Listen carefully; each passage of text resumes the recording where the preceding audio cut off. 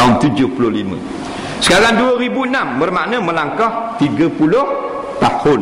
75 tak ada ganda, 76 dan ke atas baru ada ganda. Nah, maknanya 30 hari tinggal tahun 75 kali dengan 30 tahun.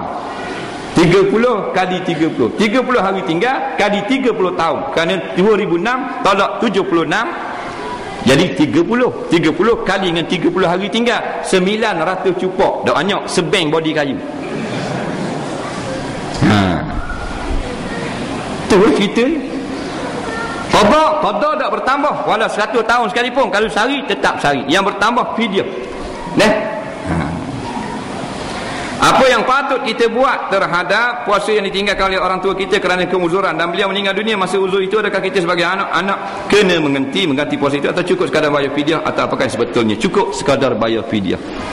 Kerana masalah uzur dia ada pilihan bagi waris, sama ada tolong puasakan dia ataupun keluar fidyah. Bila keluar fidyah tak perlu lagi puasakan dia. Tak boleh keluar fidyah, boleh waris mempuasakan bagi orang tua yang telah mati. Boleh. Ada pilihan di situ.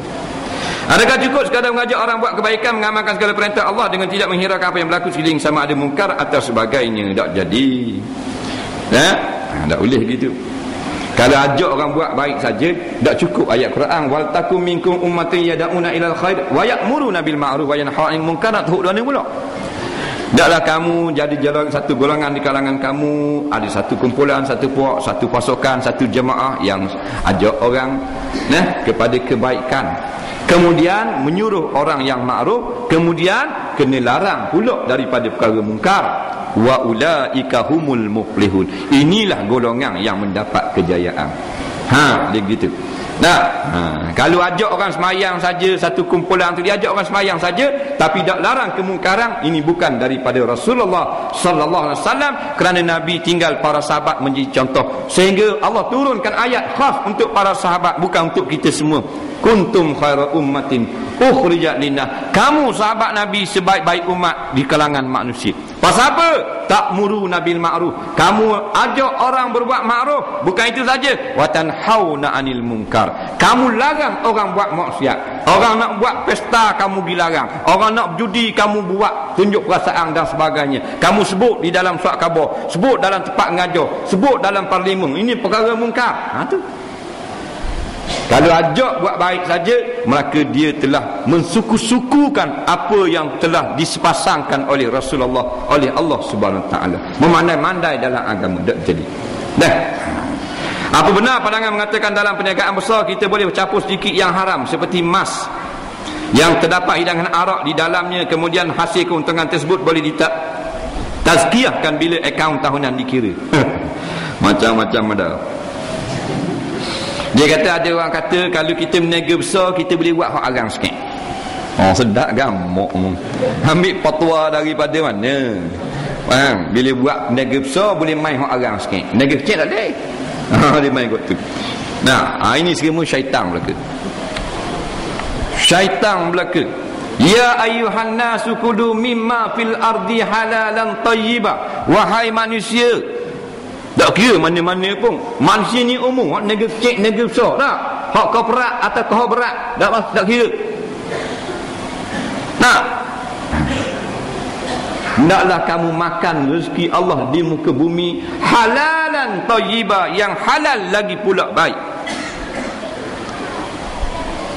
Kerana makan haram itu adalah kerja syaitan. Maka kalau kata boleh ambil hak haram sikit, ini adalah fatwa syaitan. Tuhan tambah lagi ayat, wala tattabi'u khutuwatis syaitan innahum lakum aduwwum mubin. Lepas Tuhan suruh makan hak halal, Tuhan kata jangan ikut syaitan. Syaitan musuh kamu. Maka kalau ada fatwa-fatwa, ajakan-ajakan yang nak memudah-mudahkan perkara seperti ini, sehingga dikatakan benda haram boleh ambil sikit-sikit, tak apalah, buat haram sikit. Ini juga adalah ajakan syaitan. Wala tattabi'u, jangan ikut. Gitu. Kita kalau kita bahan hak haram, kita anggap benda tu haram, boleh tahan kira lagi. Tapi kita bahan hak haram, kita tak boleh kata haram, boleh kata jadi molek dah pula. Orang kata boleh, tu jahat tu.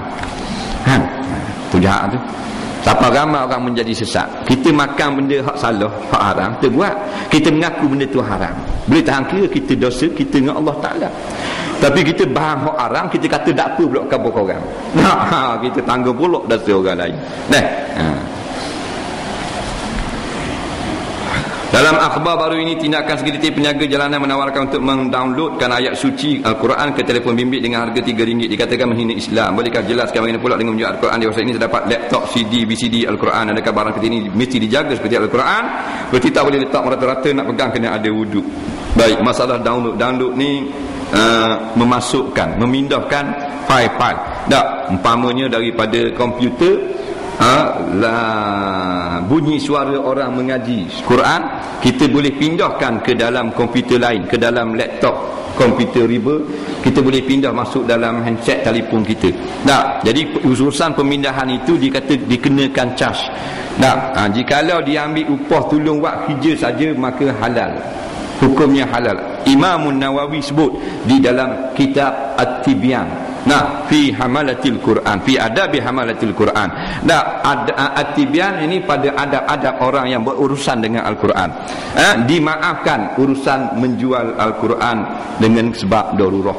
Kalau kita tak benar jual Al-Quran, kalau pakai style zaman dulu, nak baca Quran kena karang sendiri, kena tulis sendiri, siapa nak tulis jawi pun rayuk repang.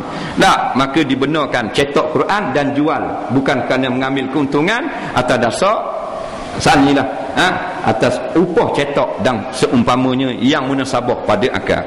Jadi kalau dia upah saja, kita nak pindah, upah seria, kita nak buat kerja ni pakai api apa semua, tak, akui ayat ni masuk dalam ni biar boleh dengar tak ada masalah. Ulama' mengatakan harus. Orang tanya Syekh Atiyah Saqar, kita jual kaset-kaset mengaji Al-Quran, tak, orang mengaji Al-Quran kita pergi jual, tak ada masalah. Hukumnya dibenar, bukan atas dasar mencari keuntungan, tak. Kemudian menjaga pula Al-Quran dalam telefon, dalam laptop dan sebagainya, dalam CD, dalam BCD, dalam DVD dan sebagainya. Ini juga dijawab oleh ulama-ulama. Syekh Usman, Allahu Rabbi, Syekh Muhammad Utsaimin yang disebut di dalam kitab fatwanya, maknanya tidaklah sama kandungan Al-Quran di dalam handset, di dalam CD, di dalam BCD, dalam kaset dengan mushaf, tak sama. Kerana hak tu hak dia itu kekal. Hak Quran ni dia kekal. Maksudnya kita tengok surah Al-Fatihah, kita balik ini Baqarah, buka Fatihah lagi dia. Dia bukan sementara. Adapun ada dalam CD, dia hanya berupa fail yang sementara saja, dia tidak kekal. Kita nak tengok betul tak boleh. Dia hanya menggunakan sistem teknologi tinggi saja, menunjukkan huruf-huruf Quran, tapi sebenarnya dia tak ada, bayangnya sahaja. Maka bila dia masa tak ada tu, dia tidak dengan hukum Quran. Masa ada tu, dia hukum macam Quran. Jadi kata ulama, jikalau kita buka komputer riba, keluar ayat Quran depan, kita tidak ada ayat Quran, tidak ada air semayang, maka kita dilarang menyentuh dengan jari kita tempat yang ada ayat Quran. Adapun tepi laptop komputer tu boleh kita sentuh. Dia kiyah lagu tu, kerana dia barang yang sementara. Kerana ulama' setuju belaka apabila Al-Quran itu hak jenis tulis tangan, terendam di dalam air hingga hilanglah segala tulisan, maka tidak lagi dipanggil Al-Quran. Boleh kita guna pula kertas tu buat nulis buku lain pula.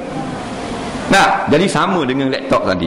Bila ditutup, dipadamkan, tidak ada lagi khat Quran, maka tidak ada hukum Al-Quran. Walau bagaimanapun ada ulama-ulama yang mengatakan afdalnya kita membuat juga sebagaimana Al-Quran, kita tidak lakoh, kita tak pegang lebih kurang, kita menghormatinya.